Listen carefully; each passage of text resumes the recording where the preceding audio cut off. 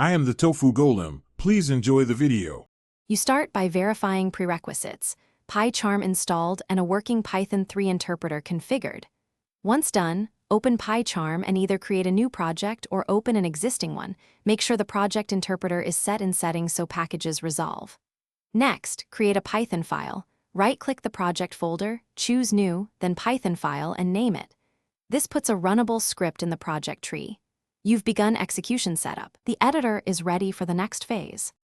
You now prepare code and the run configuration.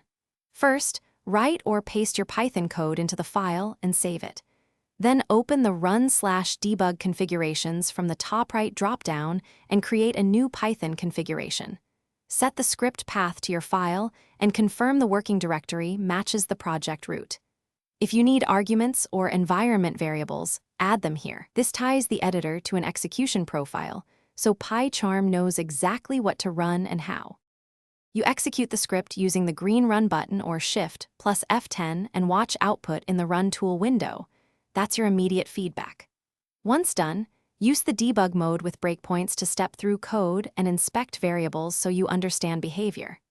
If something goes wrong, make sure the correct interpreter and virtual environment are active, confirm the script path and working directory, and review stack traces. One quick tip: resync interpreter packages if imports fail.